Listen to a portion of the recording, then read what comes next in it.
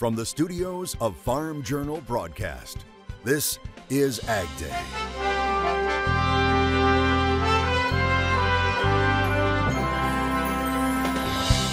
It's a great day to be a turkey, especially if you're named Tom or Gladys and you live in Arkansas. Is there a potato cartel going on? The latest on lawsuits filed against some big players in the frozen potato industry.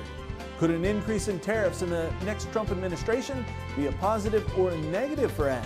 So a lot of concern in agriculture circles about the fact that most likely that's where the retaliation starts first. We hear both sides of the issue as President Trump appears to name his nominee for Secretary of Agriculture. What we know about their background right now on AgDay. AgDay is brought to you by Pioneer. Pioneer brand corn has game-winning statistics like a 10 bushel per acre yield advantage. Pioneer brand corn, your best year starts here. Good morning, I'm Clinton Griffiths. We begin with a developing story. President-elect Trump announcing his nomination for the next USDA Secretary of Agriculture. Mr. Trump selecting Brooke Rollins of Texas to serve as the 33rd U.S. Secretary of Ag. Mr. Trump making the announcement over the weekend, saying Rollins' quote, commitment to support the American farmer, defense of American food self-sufficiency, and the restoration of agriculture-dependent American small towns is second to none, end quote. Farm Journal Washington analyst Jim Wiesmeyer says Rollins is president and CEO of the America First Policy Institute, which she founded to promote conservative policies. She previously served as the director of Domestic Policy Council and the assistant to the president for strategic initiatives during Mr. Trump's first term. Rollins holds a degree in ag development from Texas A&M University and also a law degree from the University of Texas School of Law. She grew up on a farm. Rollins' name was not on the original short list of 14 or 15 to be nominated for Ag Secretary. You'll remember on Friday there was talk President-elect would nominate businesswoman Kelly Loeffler, but over the weekend Rollins was announced as the official choice. And Rollins putting out a statement on X saying, quote, it will be the honor of my life to fight for America's farmers and our nation's agricultural communities. This is big stuff for a small town ag girl from Glen Rose, Texas, end quote. Something the next USDA secretary may have to deal with, the possibility of higher tariffs. But a Chinese official now says higher tariffs on its exports to the U.S. will backfire. That's what Beijing's Vice Commerce Minister had to say to a reporter's question about President-elect Trump's campaign stop idea of imposing 60% tariffs on imports from China. Now, he went on to say the tariffs would not solve the United States' own trade deficit problem, but could Mr. Trump's tariff talk actually be good for trade, including agriculture? Farm Journal's Tyne Morgan takes a look at both sides of the coin. Ag groups want to focus back on trade, but they are also concerned it could come at a cost. Mexico, Canada, China are always our number one, number two, number three ag markets. And so a lot of concern in agriculture circles about the fact that most likely that's where the retaliation starts first. The ag trade deficit is expected to balloon to $42 billion in 2025 under the current administration. And Indiana farmer Kip Tom, who served as the ambassador to the United Nations in the first Trump administration, argues the focus back on trade could bode well for ag. When Trump was president, we did nearly 50 trade deals around the world.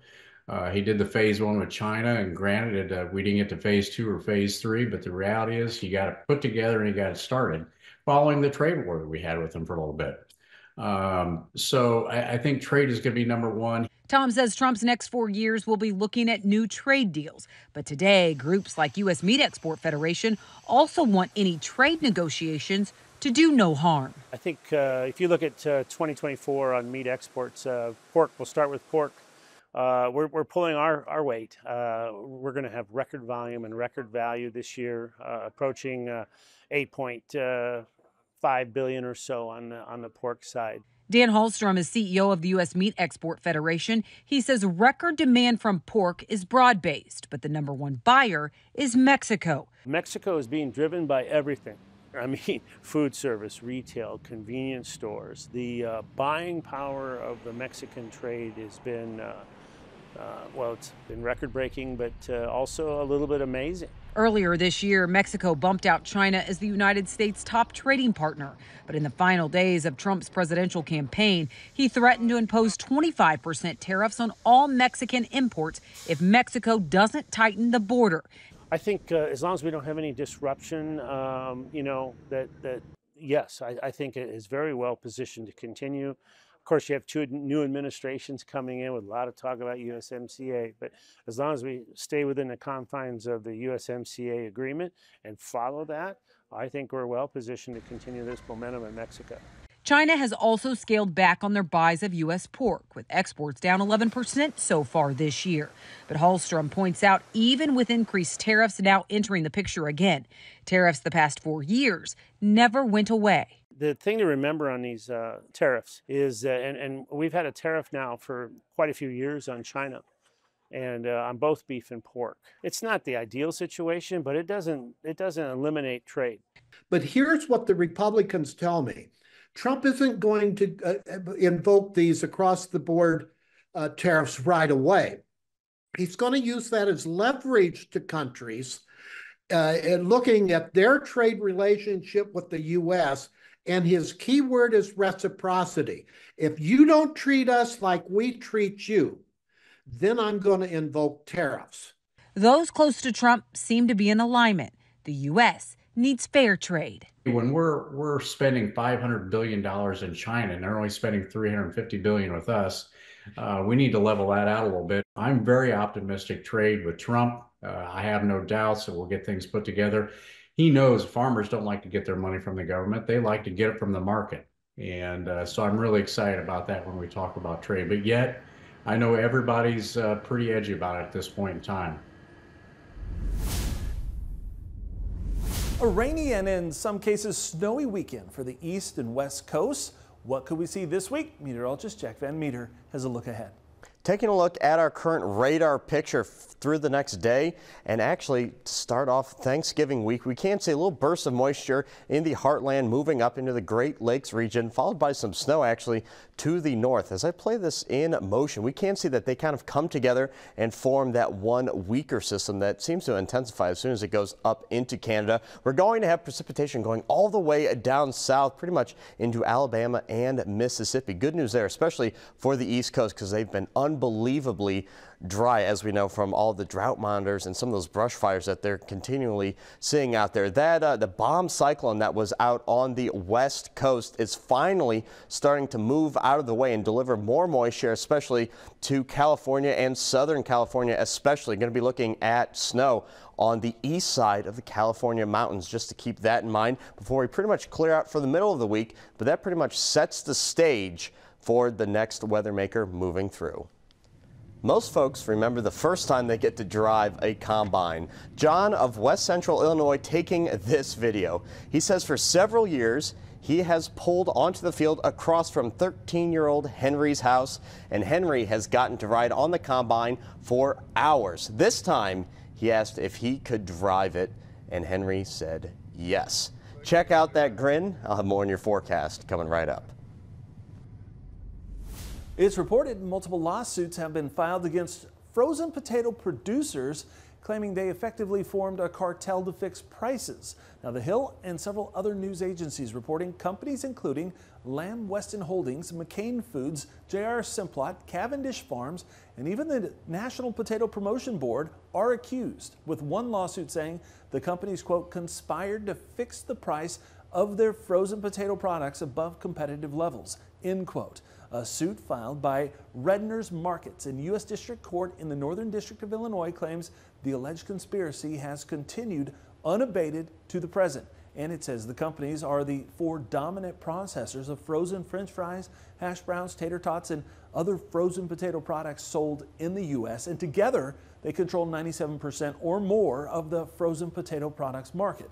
A McCain Foods spokesperson, in a statement to The Hill, denied any wrongdoing by the company, saying it strongly disputes any allegation that it violated antitrust laws or any other laws with respect to the sale of frozen potato products. We've seen some movement in basis levels this harvest season. We'll talk about what that means for grain marketing coming up next. And later, 2 turkeys breathe easy thanks to some kindness and a fortunate pardon in Arkansas this Thanksgiving. That story next. Ag Day is brought to you by Pivot Bio. Protect yield potential with a new mode of action in nitrogen. See how Pivot Bio fits into your fertility plan at talknitrogen.com.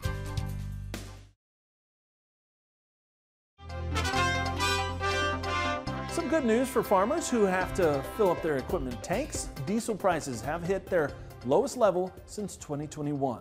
On Friday, AAA reported the national average for diesel was $3.53 a gallon. That's a 73-cent drop compared to the same time a year ago. It also marks the 3rd consecutive week of declines. Diesel is down $2.28 from the record high hit back in June of 2022.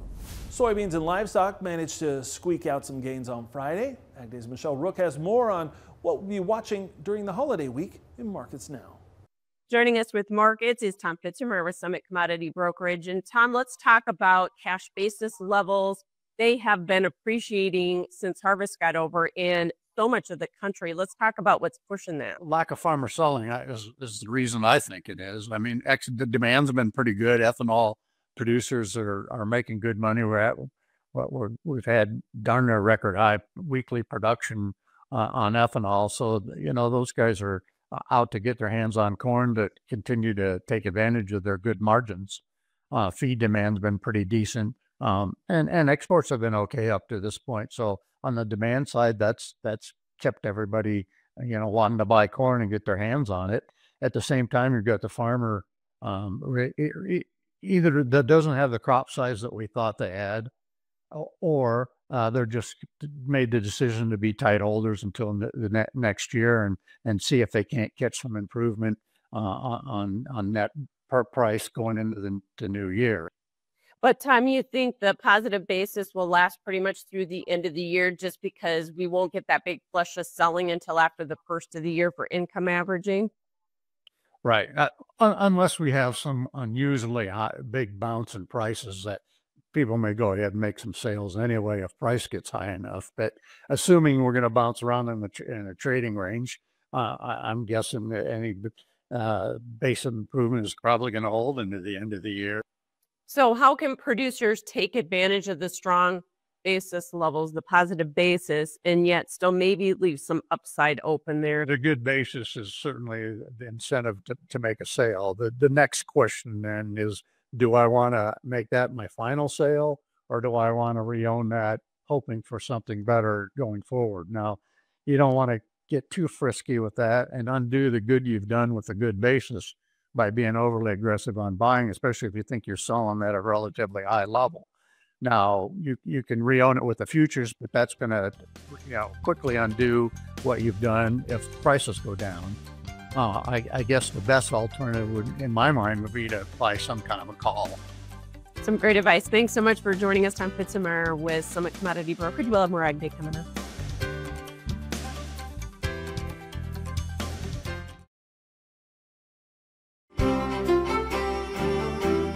Taking a look at our current drought monitor that was released last weekend. Good news is we are expecting to see some changes, especially moving throughout Thanksgiving week, just because we have a few systems moving through the U.S., giving a lot of folks a lot of precipitation. Starting out east, we can see, again, really dry conditions for much of the East Coast, especially there in New Jersey. So kind of keep that in mind. But like I said, to start off the week, there is going to be a system bringing a lot of beneficial rain to that area of the country. Now, moving out to the central part of the country in the plains and west, we can see part of this extreme drought for the Dakotas and parts of Montana is unfortunately starting to expand. But again, there's always a silver lining. We are talking about a dip in the jet stream that is going to bring some cooler temperatures to the region and also bring a chance of snow to kind of give that ground some relief there. And take a look at this temperature outlook.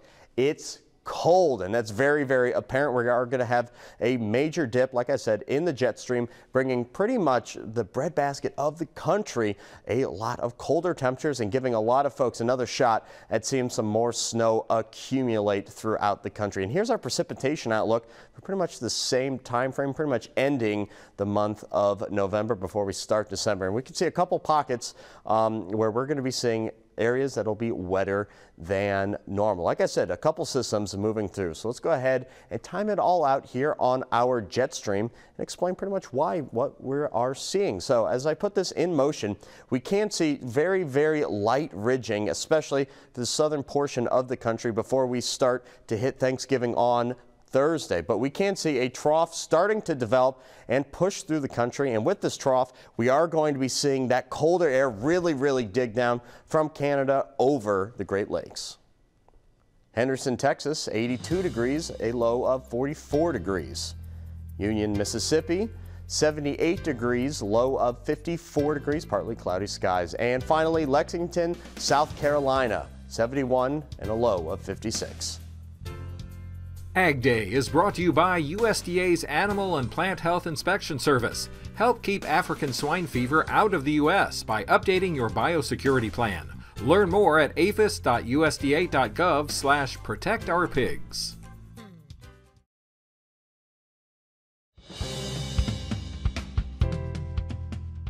While sales of new combines have been down this year, Machinery Pete says the prices for used combines are starting to heat up again. Well, folks, I was talking with my friend Troy Lorenzen, sales manager with Landmark Implement, John Deere dealer out in Nebraska this past week, and he was telling me about their online dealer auction they have coming up December 11th. They've been having this inventory reduction auction end of year going back about 40 years. And it was interesting. Troy said, Pete, you know, we only have 7 combines on the sale this year. He said we've been working really hard the last year plus to get our inventory a little bit in a better position. And I thought that was interesting because actually what I've been seeing here, folks, auction pricing on combines in the spring and summer was fairly weak, but here this fall, it's actually strengthening. Now last Thursday, a couple of examples. Online dealer auction in DeWitt, Iowa for Kunow Implement, a sale by Merit Auction. They sold this 22 model Case H 7250 with 669 engine hours, went for $330,000, second highest auction price ever on a Case H 7250. And that same day, last Thursday, our friends at the Steffes Group had an online dealer auction for Greenmark equipment, just a couple combines on the auction. One was this 23 model John Deere S790, 458 engine hours, went for $404,000. Now that, folks, that's quite a bit higher than the current average auction price on a 23 model S790 this year. That number is actually $366,292. In that same sale last Thursday, they also sold a 23 model John Deere S780, 423 engine hours on it, went for $408,000. Same story. Current average auction price on a 23 model S780 is $371,753. Now, folks, I've also mentioned here recently this fall we've seen the 2 highest auction prices ever on Gleaner combines, both back in mid-September. This 20 model S98 went for $320,000 on an auction in South Dakota, and this 22 model S97 went for $323,000 on an auction in Missouri. All right, thanks, Pete. Well, 2 turkeys are resting easy. How they got a pardon from the governor of Arkansas, next. Machinery Pete on AgDay is brought to you by Firestone Ag. Firestone Ag now offers Bridgestone tractor tires, the ultimate lineup of tires engineered to deliver enhanced wear life, durability, and ride comfort on the road. To learn more, talk to your local certified Firestone Ag dealer.